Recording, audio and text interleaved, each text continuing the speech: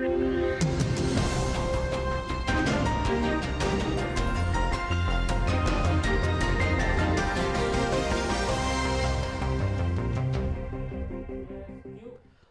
वालेकुम। टारगेट 7 के साथ मैं हूं एतजाज़ नकी और मेरे साथ मौजूद हैं सज्जाद तरीन साहब।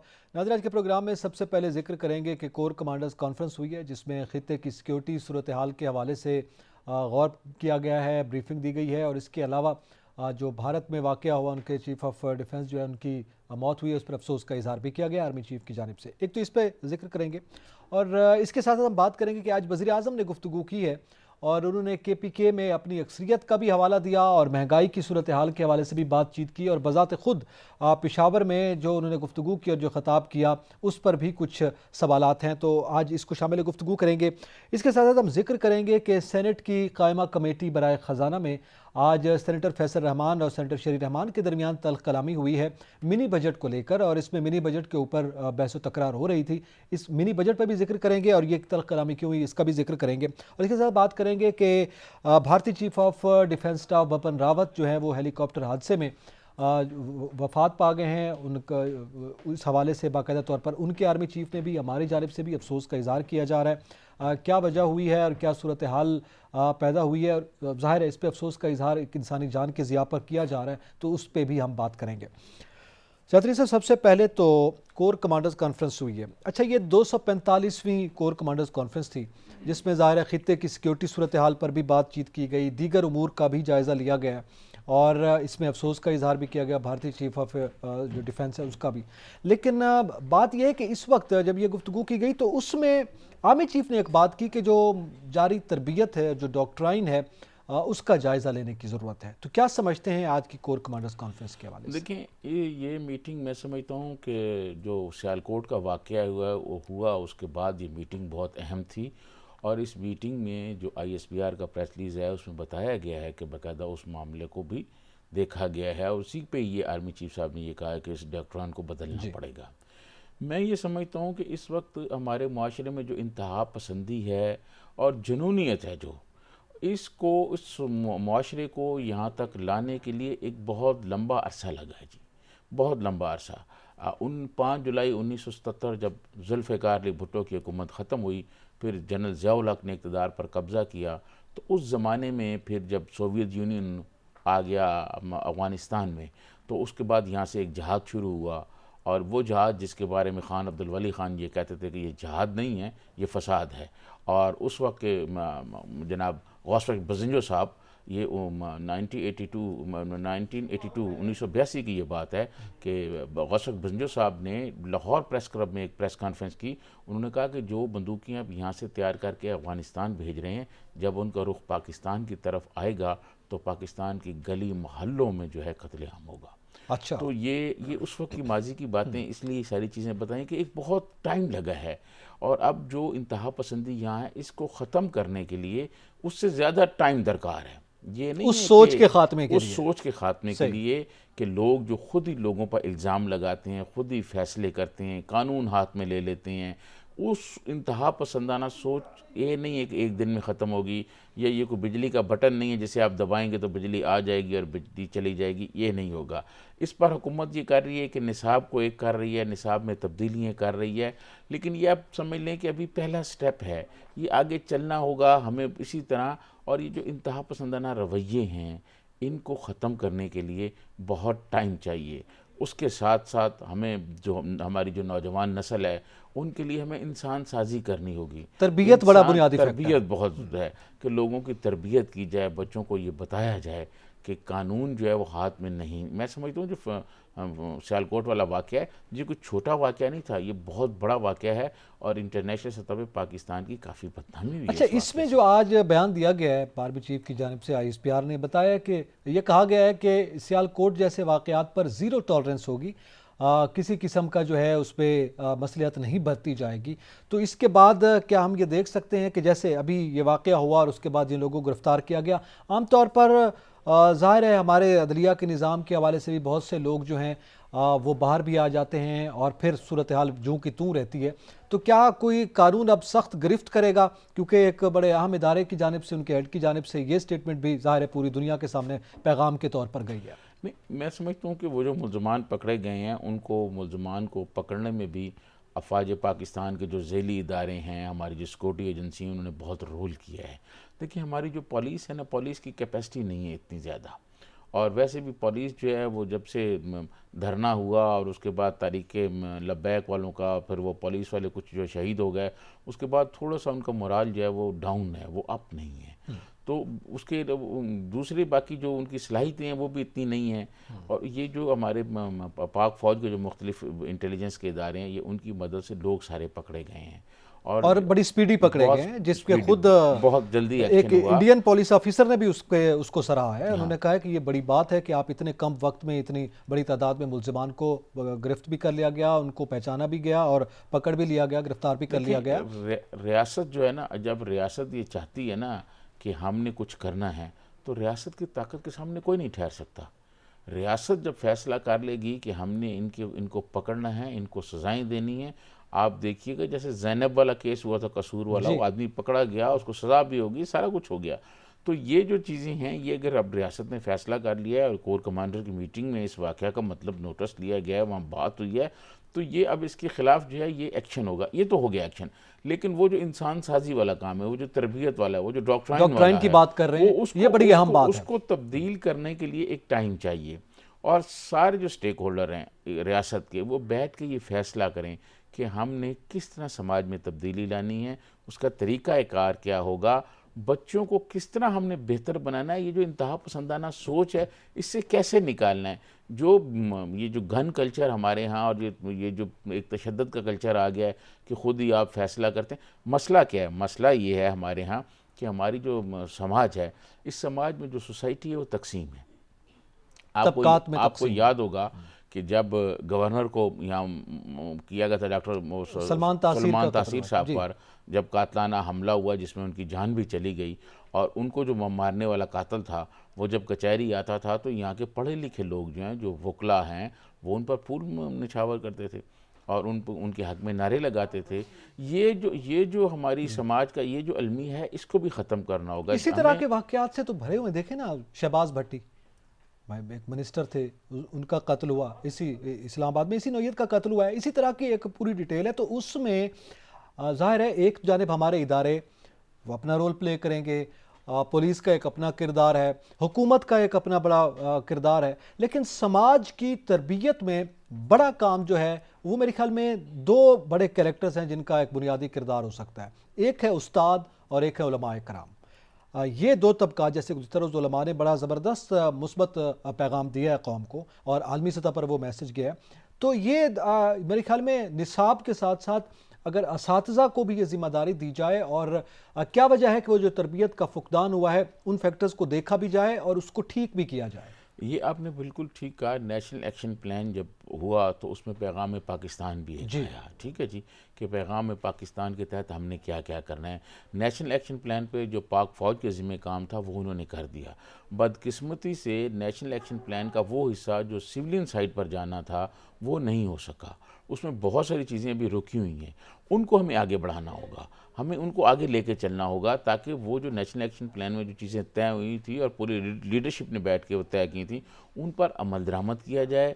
दो बाकी जो सोसाइटी के हिस्से हैं, उलमा इकराम और असातिज़ा, उनसे बातचीत की जाए, उन्हें बताया जाए।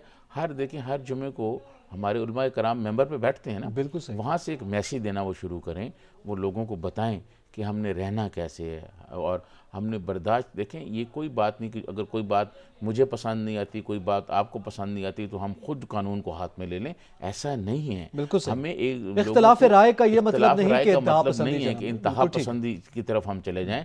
तमाम लोगों को यहाँ ज़िंदा रहने का हक़ होना चाहिए। हमारा एक तरक्की पसंद रोशन ख्याल मुल्क होना चाहिए, जिसमें हर लोग जो हैं अपनी सोच के मुताबिक, अपने फ़िक्र के मुताबिक, अपनी मर्ज़ी के मुताबिक ज़िंदगी गुजारें। किसी पर किसी कोई एतराज़ नहीं होना चाहिए। ये मैं समझता हूँ कि इसके लिए टाइम लगेगा। ये एक दो रोज़ या एक दो साल हदूद से तजावुज़ करता है तो फिर हुकूमत है, रियासत है, रियासत को एक्शन होना चाहिए। और जैसे अब रियासत ने कहा है कि अब ज़ीरो टॉलरेंस होगी, तो ये वाला सिलसिला चलना चाहिए आगे, ताकि इस किस्म के वाक़यात को रोका जाए। और हमारी कौम जो है ये इसमें तशद्दुद बहुत ज़्यादा आ गया है। फैसलाबाद में ख़वातीन को देखें कैसे वीडियोज़ जो आई हैं, ये इस तशद्दुद को रोकना है। रुकेगा कैसे? इसी तरह ही कि जो लोग इस किस्म के वाक़यात करेंगे उनके खिलाफ सख्त एक्शन होगा, लोगों को पता चलेगा। आप देखें उस ना, वाकये में तो उल्टा बरतानिया में ख़वातीन जब मर्दों को जनाब ब्लैकमेल कर रही हैं। बरतानिया में जब सही। मुजाहरे हुए और वो जो काले थे उन्होंने हमले वगैरह किए, लोगों को मारा, तो दिन रात बिल्कुल अदालतें ठीक। लगा दी। उन्होंने कहा हम अखलाकी गिरावट जो दिन है। रात अदालतें लगा के फैसले करेंगे। तो ये हमें भी फिर ऐसा करना चाहिए कि ये फौरी फैसले होने चाहिए, ताकि लोगों को पता चले कि अगर हम कुछ ऐसे इंतहा पसंदाना इकदाम करेंगे तो उसकी सज़ा सज़ा होगी। होगी, और बिल्कुल सही। सोसाइटी में वो जो लोग जो मतलब किसी कातल पर फूल फेंकेंगे या उसको हीरो बनाएंगे, उनको भी सोचना चाहिए, उनसे भी बात करनी चाहिए कि ऐसा नहीं होना चाहिए। इससे फिर इंतहा पसंदाना रवैये जो हैं उनमें आगे हौसला अफजाई होती है, वो लोग आगे बढ़ते हैं। हुकूमत के वज़रा जो हैं उनको भी थोड़ा सा ख्याल रखना चाहिए। अब जिस तरह उन्होंने कि परवेज़ खटक साहब ने बात की, हालांकि वो परवेज़ खटक साहब जो हैं वो कभी किसी मजहबी तंजीम में नहीं रहे, वो PSF में रहे हैं, बिल्कुल परवेज़ सही। खटक साहब भी। लेकिन उन्होंने जिस किस्म की बात की, गुफ्तगू की है ये वो। ऐसा नहीं होना चाहिए। वज़रा को इस तरह देखें, दूसरे एंड पे जो है आप देखें फवाद चौधरी साहब, उन्होंने बहुत ज़बरदस्त बातें की हैं। तो ये खुद वज़ीर आज़म देखना चाहिए, खुद वज़ीर वज़ीर ने आज़म पैगाम देखना दिया है। चाहिए। आज फिर आर्मी वो चीफ जो बात हैं कर रहे हैं। फिर वो उस वाक़या को देखें कि जनाब हुकूमत का एजाज चौधरी साहब जो हैं वो वहाँ चले गए और उस पर बहुत तनकीद हुई, जिस पे फवाद चौधरी साहब ने भी एजाज चौधरी पे की कि जी वो चले गए हैं वहाँ फूल लेके और वो मिलने के लिए बिल्कुल सही है। मेरे ख्याल में तो उसमें ये उसी ओवरऑल नौइयत की तरबियत चाहिए जो मलिक अदनान की हुई है। जी हाँ। मलिक अदनान जैसी तरबियत की ज़रूरत है। और फिर अगर पूरी सोसाइटी इस तरह बनती है, क्योंकि आमतौर पे ये कहा जाता है कि हमें शिकवा उनसे नहीं है जो अनपढ़ हैं, वो तबका शायद इतना नहीं है, पढ़े लिखे लोगों से शिकवा होता है जब इस तरह की सूरत हाल में वो आगे बढ़ते हैं। तो मेरे ख्याल में उनकी बड़ी जिम्मेदारी आयद होती है उनके कांधों पर। इसके साथ थोड़ा आगे बढ़ें। आज वज़ीर आज़म पेशावर गए हैं, लेकिन इससे पहले ज़ियाद तरीन साहब के वज़ीर आज़म पे हम बात करें, उस पर इंशाल्लाह गुफ्तगू करते हैं। ये शेख रशीद साहब ने एक बयान दिया है, वज़ीर दाखिला साहब का ये बयान सामने आया, यकीनन आप उसकी तस्दीक भी करेंगे। और उन्होंने कहा है कि जनाब कोई भी अफसर अब 3 साल से ज़्यादा एक जगह पर तैनात नहीं रह सकेगा। तो ये आपको पता है, वो पहले सिंध में एक रोटेशनल पॉलिसी के हवाले से वफाक और सिंध के दरमियान भी इस पर ये मामला चल रहा था कि वहाँ पे वफाक ये इल्ज़ाम आयद करता है कि सिंध के लोग जो है या सिंध की हुकूमत जो है, मुराद अली शाह साहब, वो अफसरान के तबादले में रुकावट हायल कर रहे हैं, जबकि रोटेशनल पॉलिसी के तहत अफसरान को ज़्यादा टाइम एक जगह पर नहीं रहना चाहिए। पंजाब में भी ऐसा हुआ है, बल्कि वज़ीर आला पंजाब बुज़दार जो हैं वो तो आए थे प्राइम मिनिस्टर को मिलने, लेकिन प्राइम मिनिस्टर ने उनकी रिक्वेस्ट भी रिजेक्ट कर दी। उन्होंने कहा नहीं। देखें ये क्यों रखा गया है, ये इसलिए रखा गया है कि कोई भी सरकारी अफसर जब 3 साल से ज़्यादा किसी जगह पे रहता है ना, फिर उसके अपने मफादात हो जाते हैं, उसके अपने फ़ायदे और नुकसान हो जाते हैं। हम आइंदा प्रोग्राम में ये बताएंगे कि पाकिस्तान के कौन कौन से डिपार्टमेंट में लोग जो हैं वो 3 साल नहीं 3 साल से भी ज़्यादा बैठे हुए हैं। ख़ुद शेख रशीद साहब जो वज़ीर दाखिला हैं, और उन्होंने आज ये कहा कि जी बड़ी सिफारिशें आ जाती हैं, बड़े MNAs आ जाते हैं, पीछे बड़े सरमायादार आ जाते हैं और बड़े बड़े प्रॉपर्टी टाइकून भी हैं जो आ जाते हैं, कहते हैं जी फ़लाँ को DC लगा दें, फ़लाँ को DC रहने दें, जी फ़लाँ का ट्रांसफ़र ना करें। तो ये अगले प्रोग्राम में मैं आपको बताऊंगा कि कौन कौन आदमी कहाँ कहाँ बैठा हुआ है और कौन उनकी सरपरस्ती कर रहा है, जिसकी वजह से शेख रशीद जैसा दबंग जो वज़ीर दाखिला है वो भी मजबूर है और उनको तब्दील नहीं कर रहे और बयान दे रहे हैं, सिर्फ बयान दिए जा रहे हैं, इकदाम नहीं कर पा रहे। मज़ीद भी इस पर बात करते हैं। वज़ीर आज़म ने दौरा किया पेशावर का और ख़िताब किया, उनसे भी उन्होंने क्या गुफ्तगू की और क्या सूरत हाल रही, इस पर भी बात करते हैं। ब्रेक के बाद हमारे साथ रहिएगा।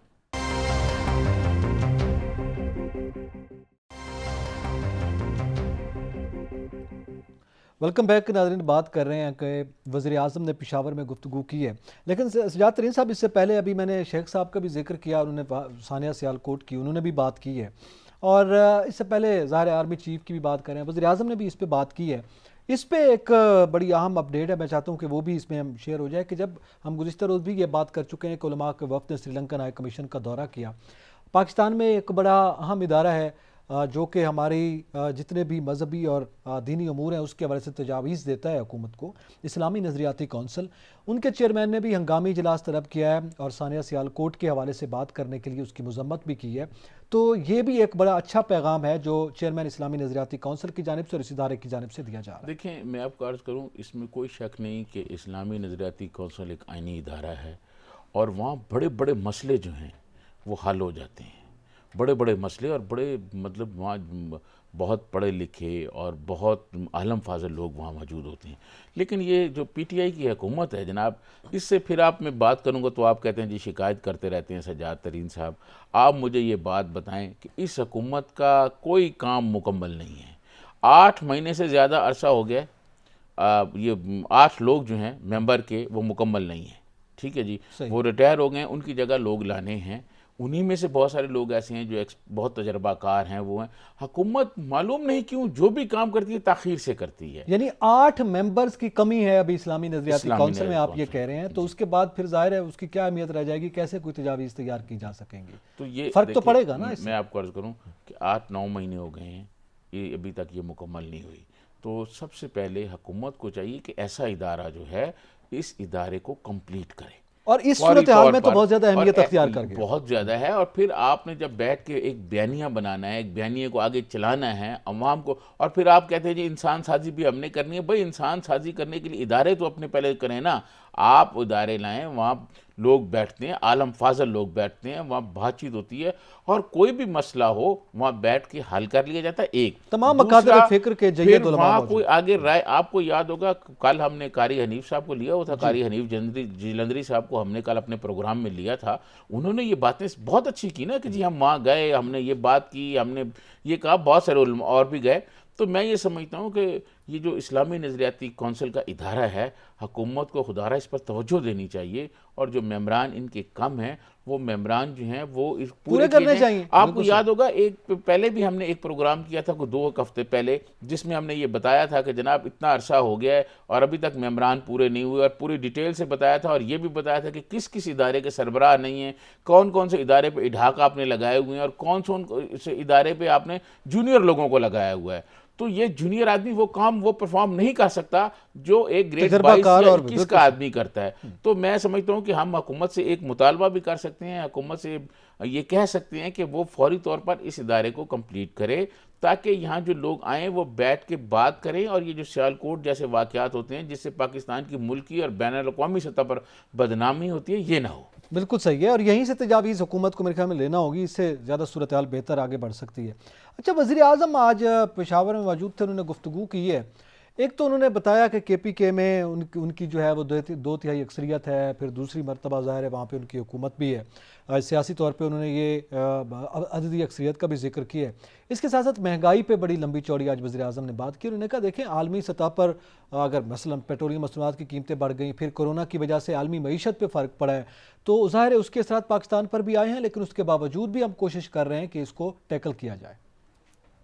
दुनिया की जो बड़ी यूनिवर्सिटी हैं, हार्वर्ड यूनिवर्सिटी है और बड़ी बड़ी यूनिवर्सिटी हैं, अगर मैं उनके नाम लेना शुरू करूँ तो शायद उसका टाइम ख़त्म हो जाए।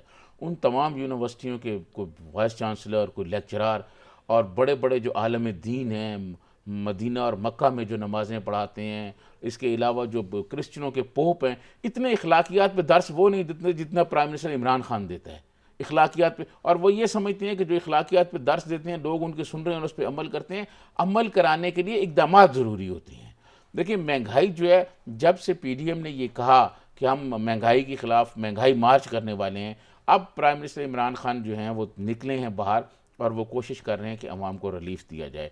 इसमें तो कोई दो राय नहीं है कि अवाम की हालत ख़राब है, महंगाई बहुत ज़्यादा है, लोगों में क़ुव्वत ख़रीद ख़त्म हो गई है। लेकिन ये जो मौजूदा मुआशी टीम है जिसमें जनाब शौकत तरीन साहब पीपल्स पार्टी के साथ भी रहे हैं, उनको IMF से उस वक्त भी कर्जा लेके आए थे। बिल्कुल सही तो है। शौकत तरीन साहब कोशिश कर रहे हैं, प्राइम मिनिस्टर इमरान खान भी कोशिश कर रहे हैं। और प्राइम मिनिस्टर चाहते हैं, प्राइम मिनिस्टर इमरान खान 2 चीज़ें चाहते हैं। एक वो चाहते हैं कि इस मुल्क से करप्शन ख़त्म हो, कि ये गरीब, दूसरा वो ये चाहते हैं कि ये जो गरीब आदमी को, ये जो सरकारी अफसरान और सरकारी मुलाजमीन, ये जो फ़िरौन बने हुए हैं, आप यकीन माने, मैं आपको क्या बताऊं कि यहाँ इस्लामाबाद में ऐसे ऐसे अफसर बैठे हुए हैं जो अपने आप को फ़िरौन समझते हैं।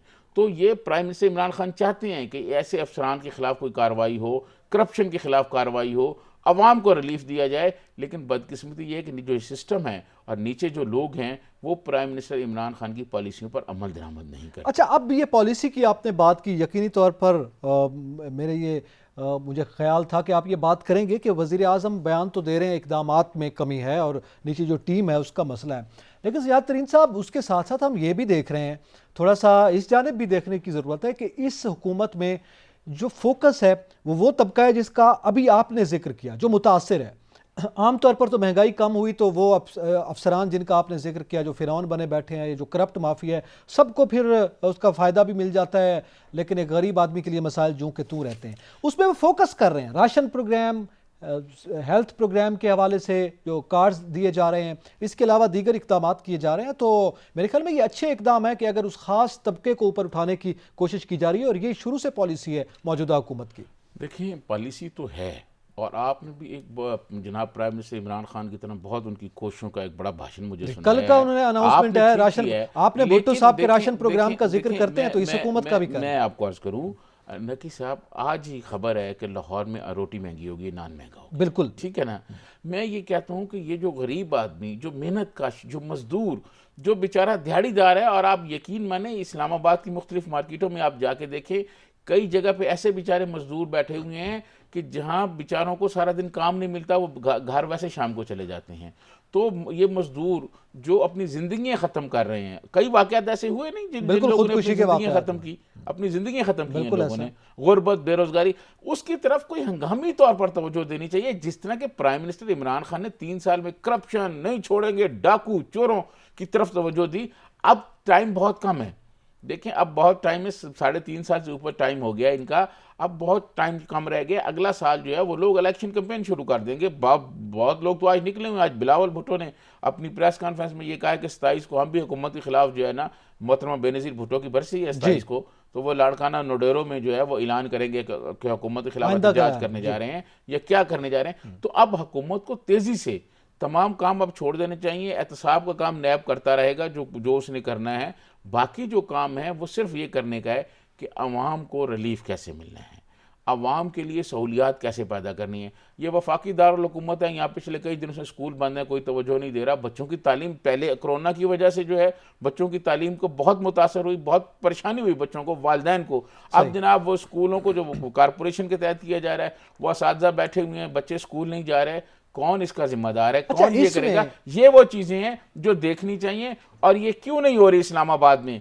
ये मसाइल क्यों पैदा हो रहे हैं? ये उसी वजह से हो रहे हैं जो शेख रशीद साहब ने कहा है कि यहाँ जो लोग बैठे हुए हैं, कोई अपने बाप की वजह से बैठा हुआ है, कोई MNAs की वजह से बैठा हुआ है, कोई बड़े बड़े प्रॉपर्टी टाइकून की सिफारिशों पर बैठा हुआ है। ये अगले प्रोग्राम में हम बताएंगे, जिनके ट्रांसफ़र नहीं होते, जो 5-5 साल से एक सीटों पर बैठे हुए हैं, और वो अपने मफादात का तहफ़्फ़ुज़ करते हैं या उनके मफादात का तहफ़्फ़ुज़ करते हैं जो अवाम का खून निचोड़ रहे हैं या खून चूस रहे हैं। बिल्कुल सही है। उन लोगों के ट्रांसफ़र ये बाकायदा बनाए जाएं और महंगाई की तरफ तवज्जो दी जाए। अच्छा, अब उसमें ज़ाहिर है महंगाई, ये एक है पॉलिसी तो हमारे सामने आ रही है, मतलब जैसे हमने कार्ड्स वो दे रहे हैं, हेल्थ कार्ड है, फलां है, राशन प्रोग्राम की उन्होंने कहा बहुत जल्द इसको शुरू कर दिया जाए, वो 2-4 रोज़ में शुरू हो जाएगा। उसकी एक तो आगाही मुहिम की भी बड़ी ज़रूरत है, जितने भी इनके प्रोग्राम्स आ रहे हैं हुकूमत को करना चाहिए। और इसके साथ साथ नीचे जो मसला है वो ये है, मसलन यूथ लोन स्कीम है इनकी, नौजवान कामयाब जवान प्रोग्राम के हवाले से, उसमें इस तरह के बड़े वो आए हैं कि जनाब जानिबदारी का मुजाहरा किया जा रहा है अफसरान की जानिब से भी, और जो हकदार हैं वो रह गए। एहसास सेंटर के हवाले से भी कुछ इसी नौयत के शिकायत हमारे पास आ रही हैं। हेल्थ कार्ड पे एक शिकायत, मुख्तलिफ मैसेजेस जो हमें आ रहे हैं, आपको भी आ रहे हैं, वो ये कह रहे हैं कि जनाब आपने इसमें जो ये शिक रखी है कि जो एडमिट होगा हॉस्पिटल में उसका तो चले एक्सपेंस है, मेरे ख्याल में साल का 60-1,000 इस तरह का उन्होंने रखा हुआ है, लेकिन OPD में ज़्यादा मसाइल हैं। आपको पता है गरीब आदमी के लिए 1000-1500 पे करना, और हॉस्पिटल्स भी लिस्ट पे वो हैं जिनके जो खासे एक्सपेंसिव हो जाते हैं।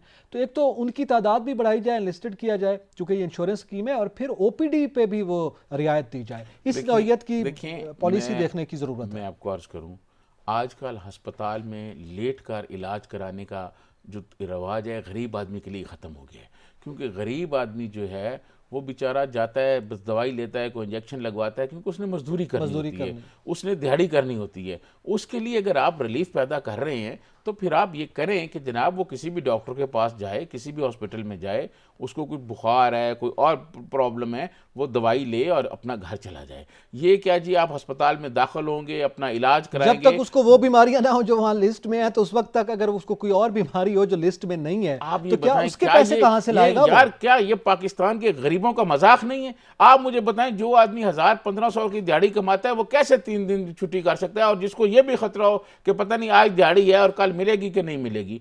तो prime minister Imran even Khan को ऑपरेशन के बाद भी, अगर कोई ऑपरेशन हुआ है, कोई सर्जरी हुई है, उसके बाद भी एक फॉलोअप की, ट्रीटमेंट की जरूरत होती है, वो बड़ा एक्सपेंसिव इलाज है। तो मेरे ख्याल में उस पर तवज्जो देने प्राइम की मिनिस्टर जरूरत है। इमरान खान को इन पर तवज्जो करनी चाहिए। ये चीज़ें हैं और यही वो चीज़ें हैं जो लोगों ने प्राइम मिनिस्टर इमरान खान की सुनी धरने पे, और वो जो 126 दिन का इन्होंने धरना दिया था, उसमें ये जो ख्वाब बांट रहे थे लोगों को, और लोग कहते थे हम ये कर देंगे, हम ये कर देंगे, हॉस्पिटल ठीक कर देंगे, स्कूल के इदारे ठीक कर देंगे, यूनिवर्सिटियों का जाल बिछा देंगे, वो नहीं हुआ। वो नहीं हुआ। आप यकीन माने कि हमारे जो सरायकी वसेब है वहाँ बहुत गुर्बत और महरूमी है। बिल्कुल, यहाँ इस्लामाबाद की ये सूरत हाल है, तो हमारे जो सरायकी वसेब का लोग, गरीब आदमी, मेहनत का पहले ही महरूमी का शिकार, पहले ही महरूमियों का शिकार है। तो प्राइम मिनिस्टर इमरान खान को अब इनकी इस तरफ तवज्जो देनी चाहिए। जो उन्होंने पेशावर में बातें की हैं, ये पूरे मुल्क में गरीब लोग हैं, ठीक है, उस पर भी तवज्जो देनी चाहिए। और फिर आप तो ये कह रहे हैं, वो मिनी बजट की बात जो है उस पर अभी जिक्र करते हैं, और क्या हुआ और क्यों तलखी हुई वहां पर, इसका जिक्र करेंगे एक ब्रेक के बाद। हमारे साथ रहिएगा।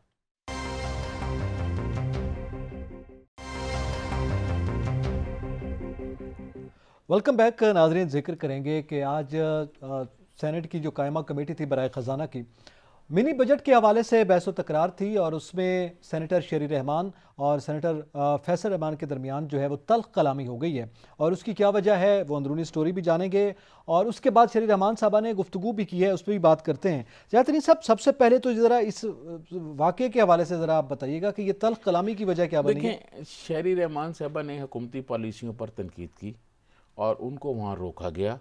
तो उसके बाद वो वहाँ पर उठी और वो उन्होंने पीपल्स पार्टी की बदले, जैसे वो पॉलिसियों की तारीफ़ करते हैं कि जी पेट्रोल जो है वो $150 से ऊपर था, लेकिन हमने सस्ता दिया, हमने नौकरियों में ये किया। मिनी बजट लाया जा रहा है, मिनी बजट के लिए सारा कुछ हो रहा है। इस बजट को बुनियादी तौर पर हुकूमत कह रही है कि हम अपनी ज़रूरियात की उसमें ला रहे हैं, लेकिन सच्ची बात यह है, आज शेरी रहमान ने भी ये कहा, बाकी भी लोगों को पता है कि ये IMF से है। अच्छा, ये बड़ी आपने अहम बात की है। सेनेटर शेरी रहमान साहबा ने गुफ्तगू की है, वो ज़रा पहले सुन लेते हैं कि उन्होंने इसके बाद क्या कहा है और क्या वजह बनी है। आइए सुनते हैं सेनेटर शेरी रहमान को। बजट इंटायरली IMF से मशरूत है, और अगर मैं PTI की हुकूमत पे तनकीद कर रही हूँ तो कमेटी में मेरा मुकम्मल हक है यह करने का। मैं सिर्फ वहाँ सवाल पूछने नहीं हूँ डड्डू की तरह। ये गुफ्तगू है, और मेरे ख्याल में जो वजह बनी है सजातरी साहब, वो यही है कि वो सवाल पूछ रही हैं। तो या अगर वो कहते हैं सिर्फ सवाल पूछें आप, इससे अलावा आप अपना जो नुक्ता नज़र है वो पेश ना करें। अब ज़ाहिर है कमेटी मेंबर सारा नुक्ता नज़र पेश करते हैं।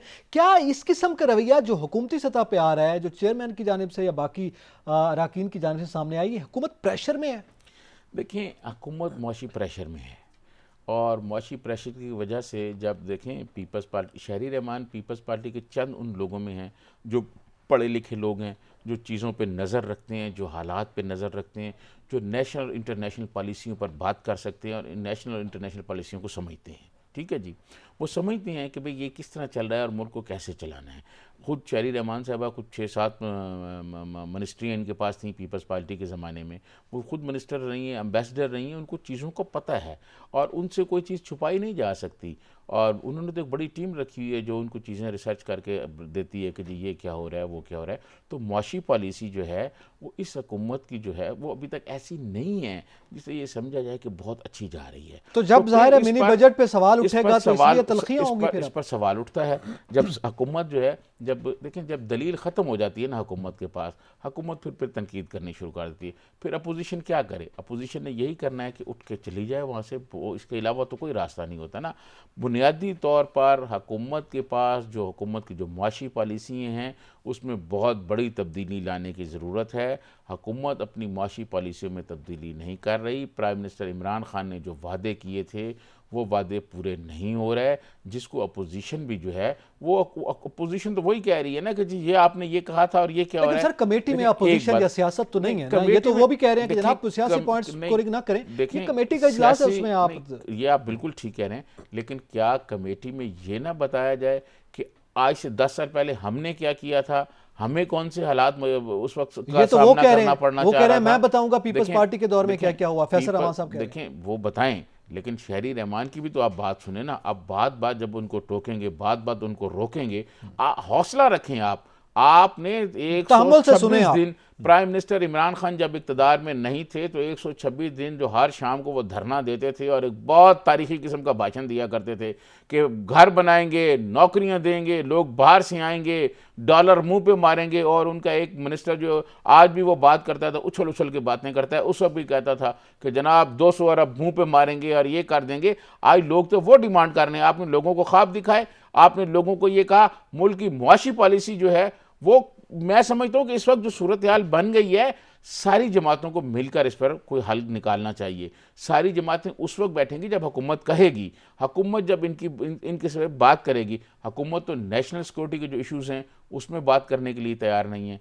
प्राइम मिनिस्टर इमरान खान नहीं आते नेशनल सिक्योरिटी की जो भी मीटिंग होती है, तो फिर मसाइल पैदा होते हैं, मैं समझता हूँ। और वो जो मसाइल पैदा होते हैं उसकी सज़ा अवाम को मिल रही है। तो खुदारा अवाम को सज़ा ना दी जाए, अवाम के लिए कोई रिलीफ का पैकेज दिया जाए, अवाम के लिए कोई रिलीफ का रास्ता तलाश किया जाए। ये मिनी बजट आने से महंगाई की वजह से आ रहा है, इससे महंगाई बहुत ज़्यादा हो जाएगी, इससे बहुत ज़्यादा हो जाएगी। मैं कुछ चीज़ें मेरे इल्म में हैं मनी बजट के हवाले से, अभी मैं वो बताना नहीं चाहता, ऑन एयर अभी कहना नहीं चाहता, क्योंकि फिर हुकूमत वाले जो हैं फिर वो नाराज़ हो जाते हैं और फिर शुरू हो जाते हैं दास्तानें बयान करना।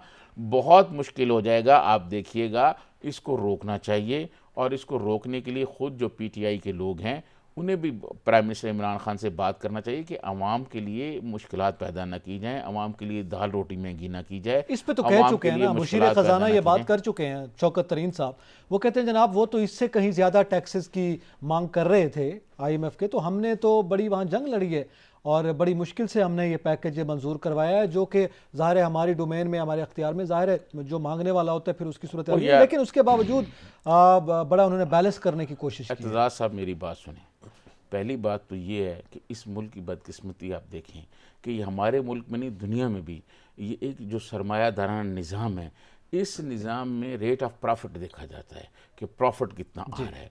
ये नहीं देखा जाता कि अवाम को हम क्या रिलीफ दे रहे हैं या और फिर ये कैसे देंगे, पाकिस्तान में 80% लोगों के पास मोबाइल फ़ोन है, 80% लोगों के पास मोबाइल फ़ोन है यहाँ, और 85% लोगों के पास पानी नहीं होगा पीने के लिए, साफ़ पानी। बिल्कुल ठीक है, जो पाइपों के ज़रिए साफ़ पानी आता हो।